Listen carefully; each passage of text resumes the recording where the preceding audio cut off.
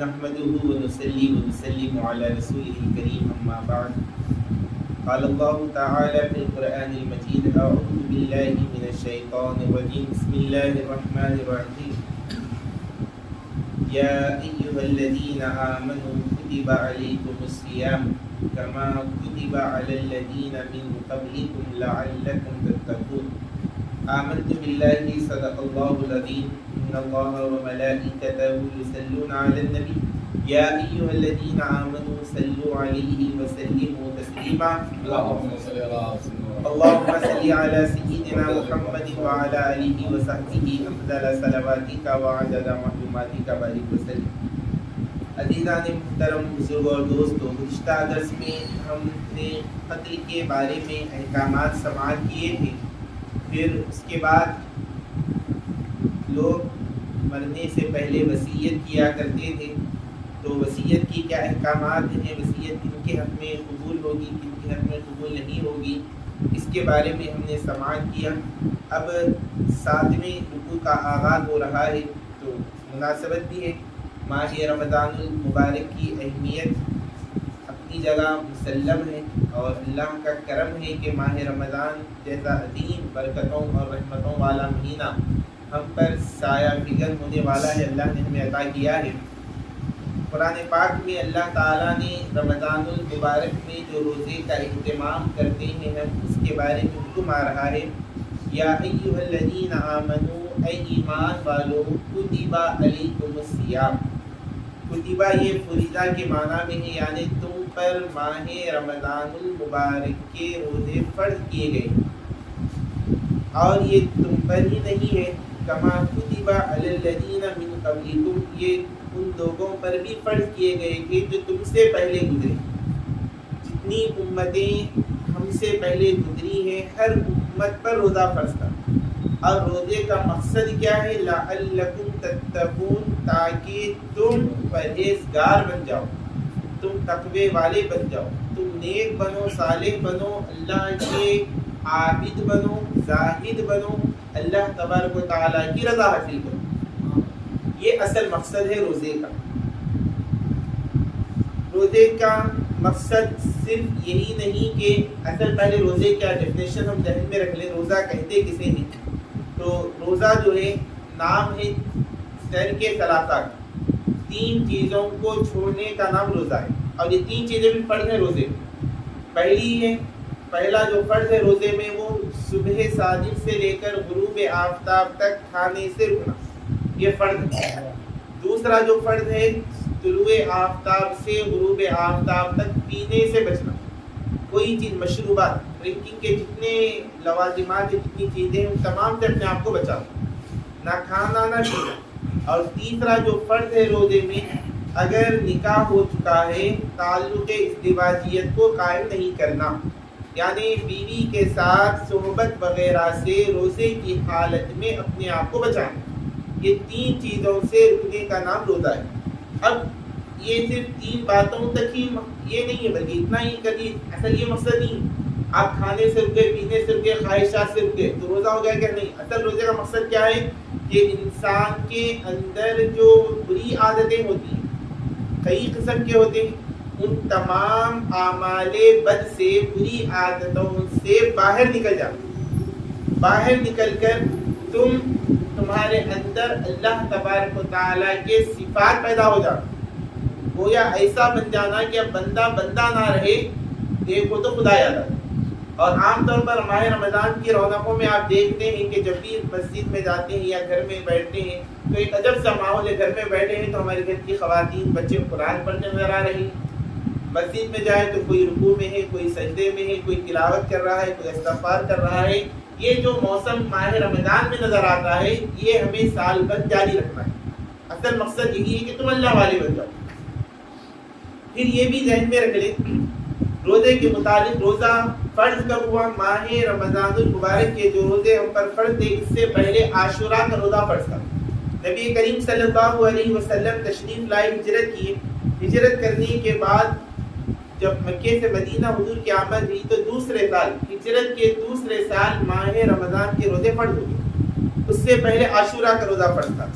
پھر اس کے بعد یہ جو روزہ ہے، روزے کا مقصد یہ نہیں کہ ہم روزہ رہ کر کھانے پینے سے رک جائیں اور بقیہ تمام چیزیں کریں۔ حدیث شریف میں پیارے آقا علیہ السلام نے ارشاد فرمایا من لم یدع قول الزور والعمل به، جو کوئی روزے کی حالت میں جھوٹ بولنے سے نہیں بچتا اور گناہوں والے کام نہیں چھوڑتا، فلیس للہ حاجۃ، اللہ تعالیٰ کو کوئی پرواہ ہی نہیں ہے کہ اس نے جو یدع طعامہ و شرابہ، کہ اس نے جو کھانا پینا چھوڑ دیا ہے، اللہ کو کوئی حاجت ہی نہیں ہے، ضرورت ہی نہیں ہے۔ تمہارے کھانے پینے کو چھوڑنے سے اللہ کو کوئی مطلب ہی نہیں ہے، جب تک کہ تم کھانے پینے کے ساتھ اپنے آپ کو گناہوں سے نہ بچاؤ، ہاں وہ چھوٹے سے چھوٹا بھی گناہ کیوں نہ ہو، روزے کی حالت میں اسے بچا کے رکھنا۔ اس لیے خود حضور نے تعلیم دی صحابہ کو، آپ روزے کی حالت میں کوئی لڑنے کے لیے آیا ہے، آپ پوری تیاری کے ساتھ آیا ہے تو آپ بتا دینا انا صائم، بھائی میں روزے دار ہوں، روز لڑنا نہیں، کیونکہ لڑائی سے کیا ہوگا، جو بھی اجر روزے کا ہم نے کمائے وہ روزہ چلے جاتا۔ اب اس کے بعد فی زمانہ روزے کو لوگ چھوڑنے لگے ہیں، روزے کو چھوڑ دیتے ہیں اور یہ اس میں ہیلے بہانے تلاش کرتے ہیں، سردی ہو گئی، کھانسی ہو گئی، بخار آ گئی، دیابٹیز سے شوگر ہے، بی پی ہے اور نہ جانے ایسے کئی امراض ہیں جس کی بنا پر لوگ روزے کو چھوڑ دیتے ہیں۔ اب روزہ کب چھوڑنا چاہیے، کن حالتوں میں چھوڑنا چاہیے، اور شیخ فانی جو بزرگ ہوتے ہیں زندگی کی آخری عمر کو پہنچ گئے، اس کے بعد اب صحت کی کوئی امید باقی نہیں رہتی، زندگی کے کوئی آثار باقی نہیں رہتے، ان لوگوں کے لیے کیا حکم ہے؟ قرآن پاک میں پہلے رمضان کے مہینے کے بارے میں فرمایا ایام معدودات، بھائی رمضان پورے سال بھر کے مہینے کا نام نہیں، یہ چند مخصوص کی دن، گنتی کے دن ہیں۔ یہ ایام معدودات کیوں کہا گیا؟ مفسرین اکرام کہتے ہیں کہ نصارہ جو تھے، نصارہ نے کیا کیا معلوم، وہ ان پر بھی روزے فرض ہوئے نا، اور ان کے روزوں میں ہمارے روزوں میں فرق یہ ہے کہ ان کے جو روزے تھے وہ رات سے شروع ہو جاتے، یعنی بندہ جب رات میں بستر پر گیا سو گیا تو اب اس کا روزہ شروع ہو گیا، اب وہ روزہ کب تک؟ پھر اگلی رات آنے تک، اب نہ وہ کھا سکتا نہ پی سکتا، کچھ بھی نہیں کر سکتا، یہ ان نصارہ کے روزے تھے۔ اب گرما میں یہ دن آ جائے تو ان کو بڑی مشقت ہوتی، ابھی اب کیسے دن گزاریں گے؟ پہلے گرما کا روزہ جو ہے سورج نکلنے سے ڈوبنے کا جو ٹائم ہوتا ہے، پیریڈ رہتا ہے، وہ 14 گھنٹے 15 گھنٹے 16 گھنٹے کا ہوتا ہے، 16 گھنٹے برداشت کرنا ہی مشکل ہے، پھر اس کے اندر پھر ایک 8-10 گھنٹے رات کے ایڈ کر لیں گے تو اب مشکل بہت ہو جائے گی۔ اب کیا رہے گا عالم، اب 24 گھنٹوں میں سے تقریباً جو ہے 20 گھنٹے 22 گھنٹے جو ہے نا وہ بھوکا پیاسا رہنا، اب بڑی مشکل آ جاتی ہے۔ تو وہ لوگ کیا کریں معلوم، وہ لوگ اپنے تمام ایک کمیٹی کو بٹھائیں، نصارہ کمیٹی کو بٹھا کر کیا کرے کہ کون سا سیزن سب سے بہتر ہوتا جس میں تکلیف نہ ہو، اللہ نے جو حکم دیا اس کو چھوڑ دی اور اپنی مرضی سے ایک پروگرام بنائیں، ایک مہینے کو سلیکٹ کریں، جیسے موسم بہار جو ہوتا ہے وہ بالکل اس میں دن بھی مختصر ہوتا ہے، رات کا کوئی مسئلہ نہیں رہتا، دن بڑا مختصر ہوتا ہے، دن چھوٹا دن ہو تو ان کی سہولت کی آسانی ہو جاتی ہے، وہ لوگ کیا کرے 30 روزے شروع کریں، اب وہ اپنی طرف سے شروع کرے نا تو اس میں کیا کرے، وہ اس کے ساتھ 10 روزوں کا ایکسٹرا اضافہ کرے، تو اب ان کے پاس تعداد کتنی ہوگی؟ 40 دن کی ہوگی، اور 40 روزے کیسے رہ رہے، وہ اپنی مرضی سے رہ رہے ہیں۔ اور دوسرا یہ طریقہ اپنائیں گے کہ ہمارے لیے بھی حکم شریعت میں رمضان سے پہلے کا دن روزہ نہیں رکھنا، 29 شعبان، اور نہ رمضان گزرنے کے بعد روزہ رکھنا، عید کا دن جو ہوتا ہے، یہ 2 دن بھی روزے نہیں رکھنا، جو آپ رہتے ہو یا نہیں، نفل روزہ بھی نہیں رہنا رمضان سے 1 دن پہلے۔ کیوں نہیں رکھنا؟ احتمال یہ ہے کہ بھی اب کوئی دیکھنے والا احتمال بھائی رمضان شروع ہو گیا کیا، کوئی غلط فہمی میں مبتلا نہ ہو جائے، تو اس لیے بتایا گیا 29 شعبان کے دن روزہ نہیں رکھنا تاکہ لوگ جو ہے غلط فہمی میں مبتلا نہ ہو۔ تو شریعت نے ہمیں حکم دے دیا کہ بھائی روزے کب رکھنا ہے، آپ چاند دیکھ کر روزہ رکھو، چاند دیکھ کر روزہ چھوڑ دو، سرما میں آئے تب بھی رکھنا، گرما میں آئے تب بھی رکھنا، بارش میں آئے تب بھی رکھنا، سیزن کون سا بھی رہنے دو، جب بھی رمضان کا مہینہ آئے گا جب روزے رکھنا ہے، ہاں وہ کسی بھی موسم کے ہو۔ اور حضرت مہدی صدقہ علیہ رحمہ کا قول حضرت فرماتے ہیں کہ اصل جو روزے ہوتے ہیں وہ رمضان کے جو اصل روزے ہیں نا وہ گرما کے روزے، روزے کی جو اصل مقصد روزہ کیا ہے آپ کو محسوس کرنا، اگر کوئی سیزن میں ہم کر سکتے ہیں تو وہ رمضان کا مہینہ ہے۔ رمضان کے علاوہ گرما موسم گرما کے روزے، گرما کے علاوہ آپ محسوس نہیں کر سکتے روزہ کیا ہے، آپ کو نہ بھوک کے لگتی نہ پیاس، سرما ہے، بارش ہے، ٹھنڈا پڑا ہوا ہے موسم، بارش ہے، نہ آپ عام دنوں بھی نہیں کھائے پیتے، اب رمضان میں آپ کو دیکھیں گے آپ کو محسوس ہی نہیں ہوتا۔ اصل جو روزہ ہے جو انسان کو بھوک اور پیاس کی شدت تکلیف دلاتا ہے، حلق سوکھ جاتا ہے، زبان سوکھ جاتی ہے، احساس جو ہوتا ہے بھوک اور پیاس کا، وہ گرما کے روزے، اور یہ گرما کے روزے ایمان جو ہوتے ہیں مسلمانوں پر بڑے شعاف گزرتے ہیں بڑی۔ اور اسی طرح حضرت دوسری چیز فرماتے ہیں سردی کی نماز، سردی کی نماز، جاڑے کی جو نماز ہوتی ہے نماز فجر جاڑے میں پڑھنا یہ بڑا مشکل ہوتا ہے۔ یہ دو چیزیں جو کر لیا وہ کامیاب، اور جو چیز مشکل ہو اس پہ عمل کرتا ہے تو سنگل ثواب ملتا ہے، لیکن جب مشکل پر عمل کرتا ہے تو اللہ اسے ڈبل ثواب دیتا ہے۔ ایک تو عبادت کا، دوسرا نفس سے مقابلہ کر عمل کر دینا۔ تو اس کے لیے اللہ نے فرمایا کہ دیکھو تم نصارہ کی طرح نہ ہونا، ایام معدودات، یہ رمضان کے روزے چند مخصوص گنتی کے دن ہیں، اور گنتی کے دن کب ہے؟ چاند دیکھ کر روزہ رکھو، چاند دیکھ کر روزہ چھوڑو۔ اب روزہ کون نہیں رکھنا؟ فمن کان منکم مریضا، اب تم میں سے جو بیمار ہے تو اس کے لیے حکم ہے شریعت کا کہ وہ روزے کو چھوڑ سکتا ہے۔ دوسری صورت او علی سفر، یا وہ حالت سفر میں، سفر جو ہے دو طرح کا ہوتا ہے، ایک سفر ہوتا ہے مشقت والا، تکلیف والا، اور ایک سفر ہوتا ہے بغیر مشقت کا۔ بغیر مشقت کے سفر کی مثال ہوائی جہاز کا سفر ہے، ٹرین کا سفر ہے، آپ کو مشقت ہی نہیں ہوتی، ٹرین میں آپ آرام سے سو کر آرام سے سفر طے کر سکتے ہیں۔ تو ایسا سفر جو بغیر مشقت کا ہو، ایسے سفر میں روزہ رکھنا ہی زیادہ فضیلت اور افضلیت والا معاملہ ہے۔ اب رہا وہ سفر جو مشقت والا ہو، کہ پہلے کے دور میں کو سمجھیں گے تو لوگ پیدل سفر کرتے تھے اور گھوڑوں پر وغیرہ سفر کرتے تھے، بڑا مشکل ہوتا تھا، تھکن ہوتی تھی۔ تو مشقت والا اگر سفر ہے تو اس سفر میں روزے کو چھوڑنے کی اجازت، گناہگار نہیں ہو۔ اب سفر کہتے کب ہے اس کو سمجھیں۔ ہمارے ازہر ہند جامع نظامیہ کے فتوے کے مطابق جو مسافر جو کہلاتا ہے وہ 97 کلومیٹر کا ارادہ کرنا، یعنی جو اس کا وطن اصلی ہے، جس مقام پہ وہ پیدا ہوا، جس مقام پہ اس کی رہائش ہے، جس مقام پہ اس کا کاروبار بزنس ہے، وہ اس کا وطن اصلی ہے جو وہاں پہ رہتا ہے۔ اپنے وطن اصلی کو چھوڑ کر 97 کلومیٹر سے آگے کا اگر وہ ارادہ کرتا ہے تو وہ شرعی اصطلاح میں مسافر کہلاتا ہے۔ اور کتنے دن؟ 15 دن سے کم ٹھہرنے کی نیت کرا تو ہی، اگر کوئی 90 کلومیٹر پہ بھی جا کے آ رہا تو مسافر نہیں ہوتا، وہ 4 رکعت پڑھی نماز کو 4 رکعت پڑھنا، رمضان کا مہینہ ہے تو روزے بھی پورے کرنا۔ اجازت کب ہے؟ جب 97 سے آگے اگر جا رہا ہے اور 15 دن سے کم ٹھہرنے کی نیت ہے تو وہ 4 رکعت والی نماز کو 2 رکعت کر کے ادا کرے گا، قصر کرے گا، اور رمضان کے روزوں میں اس کو اجازت ہے وہ روزے کو چھوڑ سکتا ہے۔ ایک یہ مسافر کا معاملہ ہو۔ اب دوسرا جو بیمار ہے، بیمار سے کون سا بیمار مراد ہے وہ ہمیں سمجھنا ہے۔ آج کل کی بیمار نہیں، بلکہ آپ کو کوئی مرض ہے، عام طور پہ جو انسان مرض ہے اس مرض کا کوئی ماہر ڈاکٹر ہوتا ہے، طبیب ہوتا ہے، اور ایکسپیرینس والا ہونا طبیب، اور ممکن ہو تو مسلمان ہو تو سب سے بہتر ہے، کیونکہ مسلمان ڈاکٹر ہوگا تو اس کو روزے کی اہمیت معلوم ہوگی، اسلام میں روزے کی جو اہمیت ہے اس کو اچھی طرح سے واقف ہوگا۔ اب ایسا ماہر طبیب ڈاکٹر آپ کے مرض کے متعلق آپ کو یہ مشورہ دے کہ اگر آپ روزہ رہیں گے تو آپ کی صحت کو خطرہ ہے، جان کو خطرہ ہے، لہذا اب آپ روزہ چھوڑو، تو اس صورت میں شریعت نے روزے کو چھوڑنے کی اجازت دی۔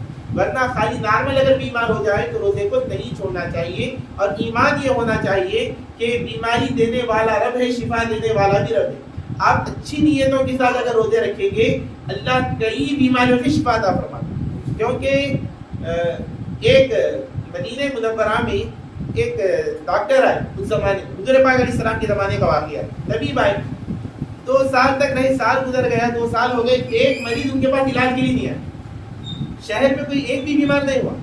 وہ پریشان ہو گئے کہ ارے کیا بات ہے، اتنے یہاں پہ مدینے کے لوگ بیمار نہیں ہوتے، کہ بچے کیا یاد۔ وہ حضور پاک علیہ السلام کی بارگاہ میں حاضر ہوا اور مدینے والوں سے پوچھا بھی ہو کہ بھائی تم لوگ بیمار نہیں ہوتے؟ بولے ہم تو بیماری نہیں ہوتے، بیمار کیا ہے معلوم ہی نہیں ہے۔ تو اس کی وجہ کیا ہے یہ بتائی گئی کہ اس کی وجہ یہ ہے کہ مدینے کے جو لوگ ہیں وہ جو ہے کھانا اس وقت کھاتے ہیں جب بہت زیادہ بھوک لگتی ہے، بھوک کی جب شدت ہوتی ہے جب کھانا کھاتے ہیں، اور ابھی بھوک باقی رہتی ہے اپنے ہاتھ کو روک لیتے ہیں۔ کیونکہ نبی کریم علیہ السلام کے قول پہ وہ عمل کرتے ہیں کہ حضور پاک علیہ السلام نے فرمایا کہ بیماریوں کا جو گھر ہے وہ معدہ ہے، معدہ جو ہے وہ بیماریوں کا گھر ہے، اور اللہ تبارک و تعالیٰ نے انتظامی ایسا کیا ہے سال میں ایک مرتبہ کہ 11 مہینوں تک جو معدہ لگاتار مسلسل جو اس کی روٹین جاری ہے، ایک مہینے تک اللہ نے بھوکا اور پیاسا رکھ کر اللہ نے اس معدے کی اصلاح کر دی، اور جس کا معدہ صحیح رہتا ہے نا وہ 99% بیماریوں سے محفوظ ہو جاتا ہے، جس کا معدہ صحیح رہا، اور جس کا معدہ خراب ہو جاتا ہے اب وہ کئی بیماریوں میں مبتلا ہو جاتا ہے، ہاضمے کا شکار فلاں اب ایک بیماری اس کے اندر پیدا ہونے لگتی ہے۔ تو تمام بیماریوں کا جو جڑ ہے وہ معدہ ہے، اور اسی معدے کی اصلاح ہوتی ہے رمضان میں روزے کی حالت میں۔ اللہ نے انتظامی ایسا کیا، تو بتایا گیا کہ بیمار ہونا یا پھر مسافر ہونا تو ہی وہ حالت مرض میں اور حالت سفر میں روزے کو چھوڑ سکتے ہیں۔ چھوڑنے کے بعد کیا روزے معاف ہو گئے؟ نہیں، معاف نہیں ہوئے۔ فَعِدَّةٌ مِّنْ أَيَّامٍ أُخَرَ، قرآن کہتا ہے بیمار تھے آپ، رمضان گزرنے کے بعد جب بھی صحت آپ کو ملے گی، جب بھی آپ تندرست ہو جائیں گے، ان جتنے روزے رمضان میں چھوٹ گئے اس کی قضا کر لیں، 5 چھوڑے، 10 چھوڑے، 8 چھوڑے، جو بھی روزے چھوڑے۔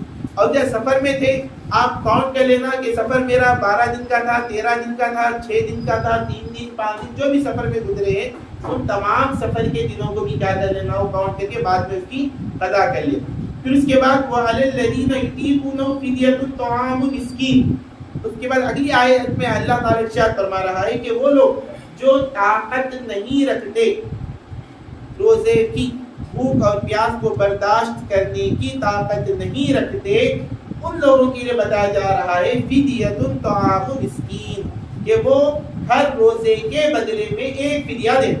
مثال کے طور پر ایج ہے 80 سال عمر ہے یا 70 سال یا 80 90 جو بھی سال عمر ہے، اب ایسی عمر ہے جو بھوک برداشت نہیں کر سکتی، جسم چاہتا ہے وہ روزہ رکھے لیکن دل کو روزہ رکھنا ہے، بچپن سے رکھتے ہوئے آئے لیکن اب ان کی باڈی ساتھ نہیں دیتی، اب بھوک پیاس کا نہیں رہ سکتے ہو، اب ان کے اوپر یہ حکم ہے کہ وہ ہر روزے کے بدلے میں ایک فدیہ دیں۔